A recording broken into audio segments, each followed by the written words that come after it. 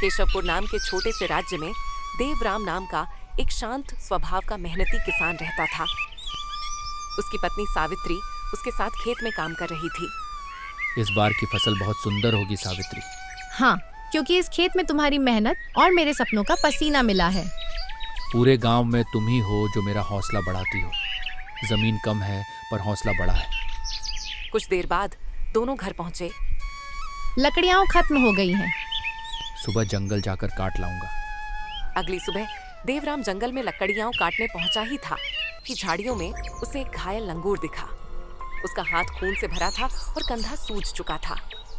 अरे बाप रे, इसे क्या हो गया? काश तू बोल सकता तो बता देता कि दर्द कहाँ है। उसी समय वहां एक साधु आ गए। कौन हो और इस लंगूर से क्या बातें कर रहे हो? ये घायल है महाराज। लगता है किसी जंगली जानवर ने हमला किया। हर जीव में जीवन है, तुम्हारे हृदय में दया है। रुको। साधु ने मंत्र पढ़ा। लंगूर के शरीर से आसमान की ओर रंग बिरंगी रोशनी उठी और उसका घाव भर गया। अब ये अपनी भाषा तुम तक पहुंचाएगा। और साधु जंगल की ओर चल दिए। अब मेरे कंधे पर चोट थी। एक चीते ने हमला किया था। तुम बोल कैसे रहे हो? जब साधु ने मंत्र पढ़ा, मेरी आवाज तुम्हारे मन तक पहुंचने लगी। शायद यह कोई वरदान है। क्या तुम मेरे घर चलोगे? तुमने मेरी जान बचाई, अब मैं तुम्हारा साथी हूँ। मेरा नाम रखो। ठीक है, आज से तुम्हारा नाम टोपू। बढ़िया है, चलो घर चलते हैं। घर पहुंचकर सावित्री आश्चर्य में पड़ गई। मैं देवराम का साथी हूँ और अब इस परिवार का हिस्सा। यह बोलता है। धीरे धीरे घर में हंसी लौट आई। एक दिन टोपू ने कहा, मैं भी खेत में चलूंगा। तुमने मेहनत से सीखा, मैं भी सीख लूंगा।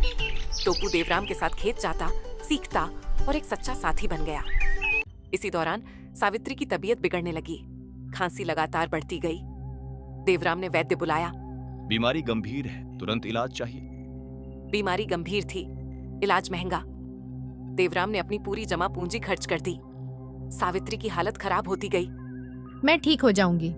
तुम्हारी हालत देखकर कुछ नहीं कर पाता। टोपू ने सलाह दी। तुम्हारे 2 भाई हैं, धनी हैं, उनसे मदद मांगो। देवराम और टोपू दोनों भाइयों के घर गए, लेकिन किसी ने मदद नहीं की। तभी टोपू बोला, उसने झूठ बोला, वो देना नहीं चाहता। कैसे भाई हैं? दुनिया ऐसी ही है टोपू। अब सिर्फ एक रास्ता बचा, जमींदार। जमींदार के घर पहुंचे। जमींदार लखन सिंह ने 50% ब्याज और जमीन गिरवी रखने की शर्त रखी। ये अन्याय है। मेरे पास कोई रास्ता नहीं। चलो, मैं मदद करूंगा।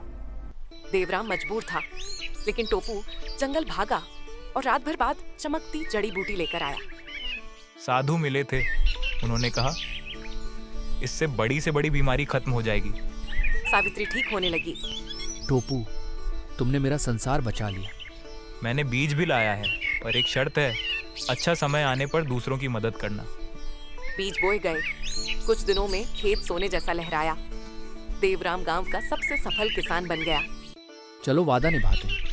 फिर उसने गांव वालों का कर्ज चुकाया और सबकी जमीन छुड़वा दी। जमींदार इससे क्रोधित हो गया और टोपू देवराम को खेत में मारने की योजना बनाई। अगले दिन खेत में हमला हुआ। देवराम पर वार होता, लेकिन टोपू ने खुद पर ले लिया।